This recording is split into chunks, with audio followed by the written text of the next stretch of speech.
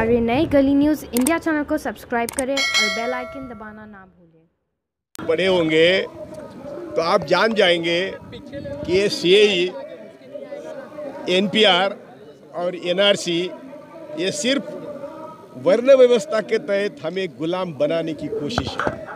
क्योंकि इसमें जो लिखा है, जो कानूनी वो कागज चाहते हैं, वो कागज हमारे देश के देहाती 80% लोगों के पास नहीं है। जो कागज वो दिखाएंगे, वो मांगेंगे, वो न देने के बाद वो हमको डी यानी डाउटफुल सिटीजन के लिस्ट में डालेंगे।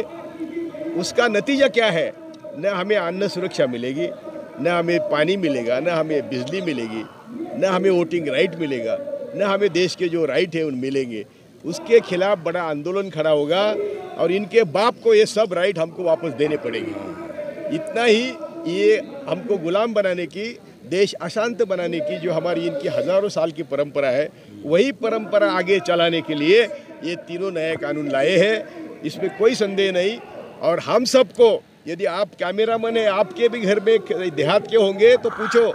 मैं खुद के माँ की बात कर रहा हूँ कि मेरी माँ की डिलीवरी मैंने देखी है। मैं सबसे बड़ा था, डिलीवरी उसने खुद घर में की है और बच्चे हम पड़े पड़े पोसे हुए। हमारे पास कहाँ जन्म तारीख है और हम कहाँ से प्रूफ देंगे? अभी कई लोग, हमारे 50% लोग हैं जिनके पास ज़मीन जुमला नहीं है। वो ज़मीन का कागज़ कहाँ से देंगे? तो कागज़ हमारे पास नहीं है। ये सिर्फ हमें गुलाम बनाने की कोशिश है, हमें सब भारत के राइट से वंचित करने की कोशिश है। लेकिन ये कोशिश में वो कामयाब नहीं होंगे, क्योंकि जनशक्ति सबसे बड़ी ताकत है और जनशक्ति को आज तक किसी ने हराया नहीं, हिटलर ने तक नहीं, तो मोदी तो किस झाड़ की पत्ती है। मेरा एक सवाल आपसे ये रहेगा कि जिस तरह से आप जा रहे हो, जिस तरह से आपके YouTube वीडियोस वायरल हो रहे हैं और जिस तरह की भाषा का, लैंग्वेज का आप इस्तेमाल सरकार के लिए कर रहे हो, क्या ऐसी भाषा ही सरकार समझती है? सभ्य भाषा सरकार नहीं समझती है? ऐसा है कि मुझे कई बार लोगों ने कहा कि आप मोदी को रिस्पेक्ट नहीं देते हैं। मेरे गुरु जस्टिस सावंत और जस्टिस कृष्णा अय्यर ने 2 महीने जाके गुजरात दंगों का अभ्यास किया और रिपोर्ट दिया है कि मोदी शाह ये मास मर्डरर है। इनके ऊपर खून के अपराध होने चाहिए और वो गुनाह यानी केसेस चलने चाहिए।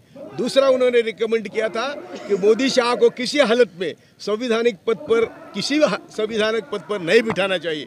यदि 2 रिकमेंडेशन जिनके बारे में दुनिया के सबसे ऊंचे ताकत के जजेस ने दिया है, तो वो रिकमेंडेशन मैं मानता हूं, इसलिए मोदी शाह का मैं रिस्पेक्ट नहीं करता। जज साहब एक सवाल मैं आपसे करना चाहूंगा। काफी समय से आप एनआरसी सीए का विरोध जो है कर रहे हैं, मगर केंद्र सरकार है कि उसे जायज कोई बात नहीं है। भाई वो भी बोलता हूँ, नरसिंह राव ने मनमोहन सिंह को मैंने अमेरिका का दलाल कहा था, क्योंकि नरसिंह राव ने खुद बोला था मुझे कि मैंने कहा कि आपने, मेरे घर आए थे नरसिंह राव और उन्होंने कहा कि आप नहीं, इसको क्यों मनमोहन सिंह को अर्थमंत्री क्यों बनाया? तो बोले मेरी मजबूरी थी, मुझे अमेरिका ने बताया था। तो इसलिए मैं कहता था कि मनमोहन सिंह अमेरिका का दलाल है, नरसिंह राव के खिलाफ नहीं।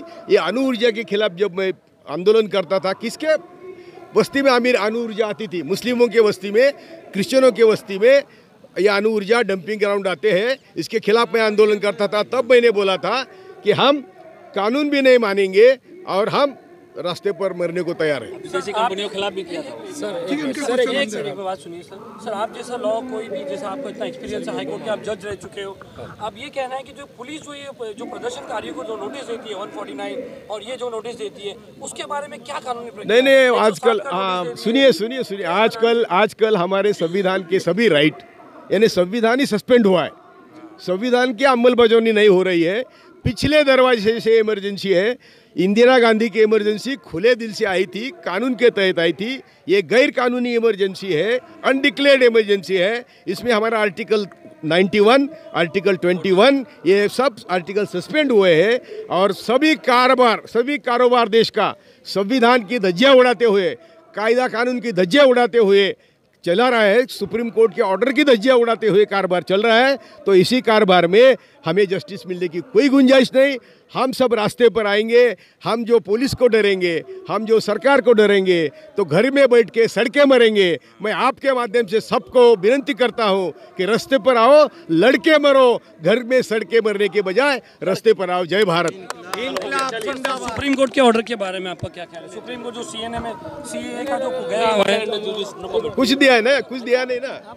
सुनिए, कुछ ऑर्डर तो हुई नहीं ना, अभी कुछ ऑर्डर तो हुई नहीं। आप ऐसा इंटरप्रेटर के आपको क्या लगता है? नहीं, ऐसा नहीं, सुप्रीम कोर्ट कौन से एंगल से देखेगी, क्या देखेगी? बाबरी मस्जिद का जजमेंट पहले लिख के दिया था, बाबरी मस्जिद का जजमेंट लिख के दिया था, और मेरा जजमेंट लिखा था कि ये जमीन किसी को भी नहीं देनी चाहिए और उस पर राष्ट्रीय स्मारक होना चाहिए। मैंने लिख दिया था, मैंने सर्कुलेट भी किया था कि मेरा ये जजमेंट है। उन्होंने जजमेंट दिया जो आपको मालूम है। तो इसीलिए अभी सीए एनआरसी के बारे में अगर आप उस बेंच के जज रहते हैं, मुझे पूछेंगे तो ये 100% झूठ है और ये 100% रद्द होना चाहिए। इसमें सुप्रीम कोर्ट के बारे में मैं कुछ नहीं बोलता। Thank you very much.